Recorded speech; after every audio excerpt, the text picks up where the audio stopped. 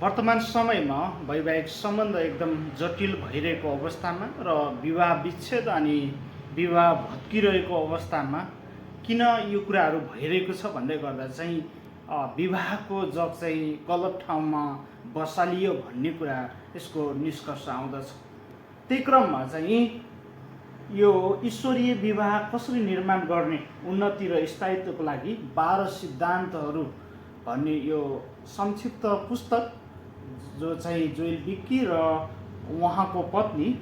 Marry विक्कीद्वारा लिखित यी 12 सिद्धान्तहरूको म रिफ्लेक्सन दिनेछु। र पहिलो सिद्धान्त रहेको छ कि परमेश्वरको वचनमा आफ्नो विवाह निर्माण गर्नुहोस्,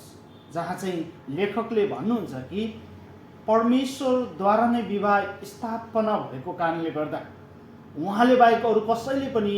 विवाह कस्तो हुनुपर्छ र वैवाहिक सम्बन्ध चाहिँ कसरी आनन्दित हुनुपर्छ र विवाहको उद्देश्य र विवाह किन स्थापना भयो भन्ने बारेमा चाहिँ स्वयं परमेश्वरले मात्रै बताउन सक्नुहुन्छ र परमेश्वरले बताएकै कुराहरूमा विवाहको जग बसाल्दा मात्रै विवाह चाहिँ स्वस्थ हुन्छ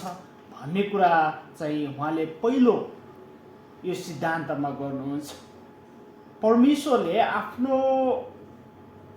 लिखित वचनमा परमेश्वरले विवाह कस्तो हुनुपर्छ भन्ने कुरा र विवाह कसरी चाहिँ सुरक्षित राख्न सकिन्छ र विवाहको उद्देश्य के हो भन्ने कुरा चाहिँ उहाँले आफ्नो पवित्र शास्त्र बाइबलबाट चाहिँ प्रकट गर्नुभएको छ। त्यसकारणले गर्दा यो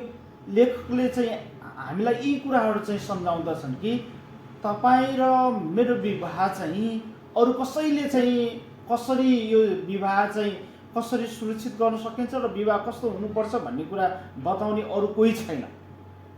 अरू कोही भन्दा चाहिँ जसले चाहिँ विवाहको स्थापना गर्नुभयो उहाँले मात्रै बताउन सक्नुहुन्छ। त्यसले गर्दा चाहिँ तपाईँले यदि आफ्नो विवाहलाई चाहिँ सुरक्षित र स्वस्थ राख्न चाहनुहुन्छ भने उहाँले नै प्रकट गर्नुभएको पवित्र शास्त्र बाइबलमा हेर्नुहोस् र बाइबलले बताए अनुसार चाहिँ तपाईँले आफ्नो विवाहको जग बसाल्नुभयो भने